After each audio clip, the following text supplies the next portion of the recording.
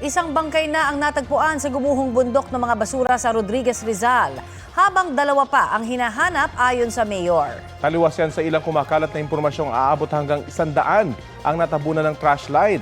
Ang mainit na balita hatid ni EJ Gomez. Grabe! Kawawa mga tao. Gumuho ang basura. Hindi namin alam kung may natabunan o wala. Gumuho ang bahagi ng Rizal Provincial Sanitary Landfill hapon nitong Biyernes. Nagulat lang din ako, biglang may mga dami nasigaw eh. Ayan mga tao, nasa baba na.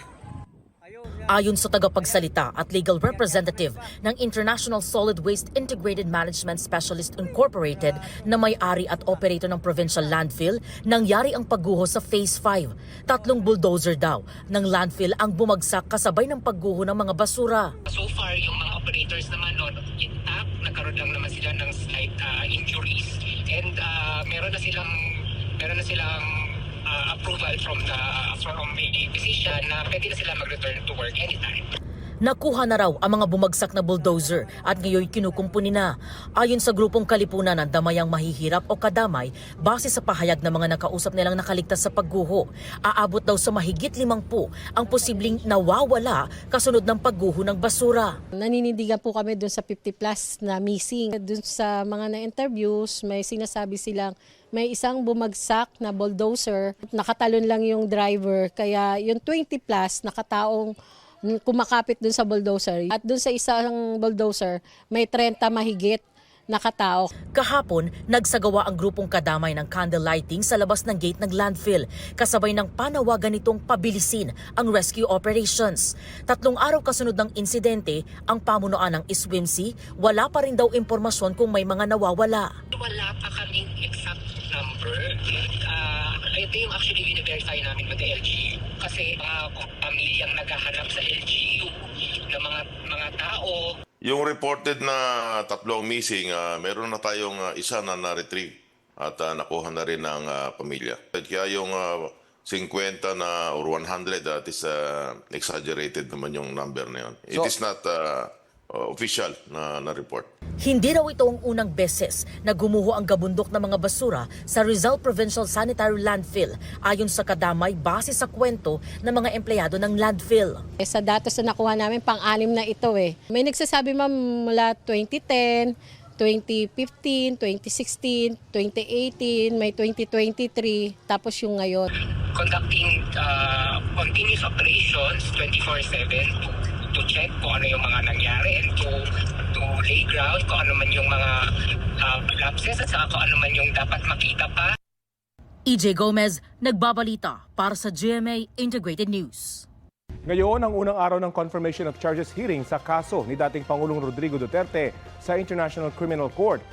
Nahaharap siya sa 3 counts ng crimes against humanity for murder at attempted murder, bunso ng madugong kampanya kontra droga mula nung mayor pa siya ng Davao City hanggang naging Pangulo ng Pilipinas. 4 na araw ngayong linggo ang confirmation of charges hearing. 3 oras yan kada araw. Ayon sa ICC, hindi paglilitis ang confirmation of charges hearing. Sa mga pagdinig na ito, susuriin kung malakas ba ang mga ebidensya para magpatuloy sa paglilitis o trial. Ano-ano nga ba ang mga inaasang mangyayari sa confirmation of charges hearing? Batay sa schedule na inilabas ng ICC, mamayang alas 5 ng hapon, oras dito sa Pilipinas, magsisimula ang pagdinig at babasahin ang mga akusasyon kay Duterte. Pagkatapos, ay may tig 30 minuto ang prosekusyon, depensa, pati na ang Common Legal Representatives of the Victims o CLRV. 1 oras naman ang nakalaan ngayong araw para sa submissions on the merits ng prosekusyon. Dito nila ilalabas ang kanilang mga ebidensya. Bukas, may 1.5 oras muli ang prosekusyon para dyan bago magpresenta ng argumento ang panig ng mga biktima. Sa Huwebes, nakalaan para sa defense team ang 3 oras na pagdinig para sila naman ang magpresenta ng argumento. Itutuloy nila hanggang sa Biyernes ng kalahating oras ang pagpresenta ng argumento. Kasunod niyan ay ang closing statements ng prosekusyon, CLRV at ang depensa.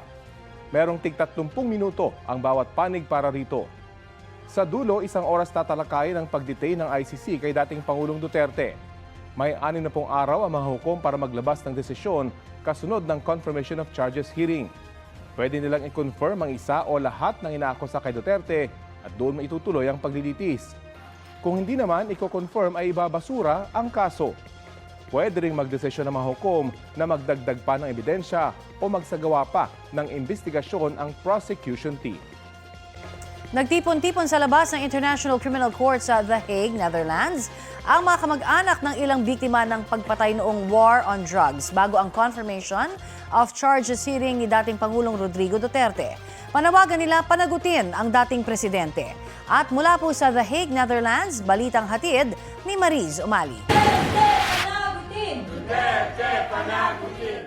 Yan ang sigaw ng mga kaanak ng mga biktima ng war on drugs na nagtipon sa labas ng International Criminal Court sa bisperas ng confirmation of charges hearing ni dating Pangulong Rodrigo Duterte. Bit-bit na mga nagprotesta ang mga larawan at naiwang gamit ng mga yumao nilang mahal sa buhay na biktima ng extrajudicial killings para ipaalala raw ang sakit kasabay ng panawagan na dapat panagutin ang dating Pangulo sa kampanya kontra droga ng kanyang administrasyon.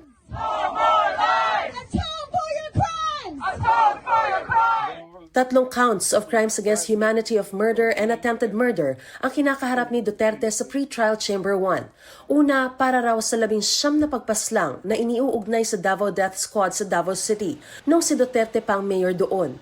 Pangalawa, para naman sa 14 na pagpaslang sa tinaguriang high-value targets nung siya pa ang Pangulo na ipinatupad sa pamamagitan umano ng mga police at state-linked organizations. At pangatlo, para sa 45 pagpaslang at tangkang pagpaslang daw sa barangay clearance operations habang umiiral ang nationwide war on drugs. Ayon sa mga pamilya ng mga EJK victim, matagal nilang hinintay ang araw na ito. Nagbibigay raw ito ng pag-asa sa kanila matapos ang ilang taong pagdadalamhati at kawalan ng katiyakan.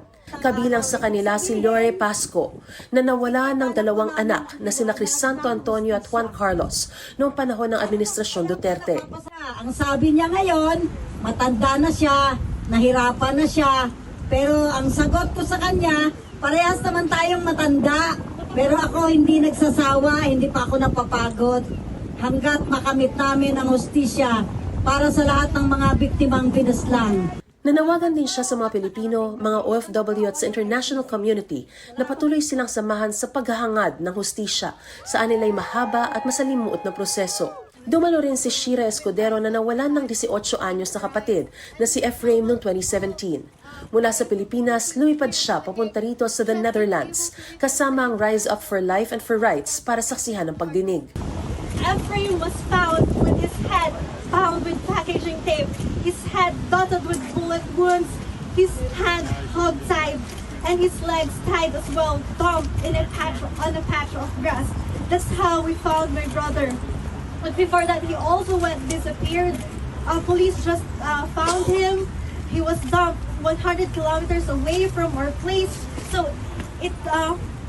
we experienced a lot of pain and trauma looking for my brother and to find him lifeless.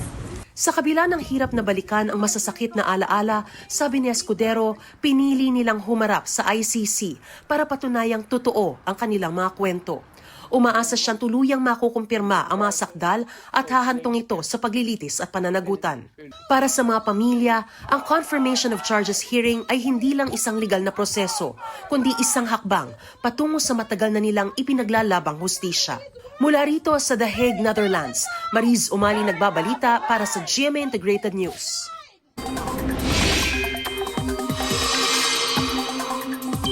Nalubog sa baha ang malaking bahagi ng Veruela, Agusan del Sur.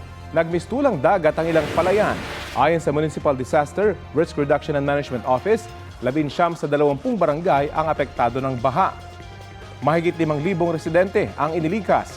Ayon pa sa MDRRMO, mabagal ang paghupa ng baha dahil mataas pa rin ang tubig mula sa Davao de Oro. Ayon sa Pag-asa, epekto ng shear line ang dahilan ng masamang panahon sa Agusan del Sur. Sa Davao Region naman, 8 ang huling bilang ng mga nasawi batay sa pinakahuling datos ng Office of Civil Defense Region 11. Dahil pa rin yan sa epekto roon ng shear line.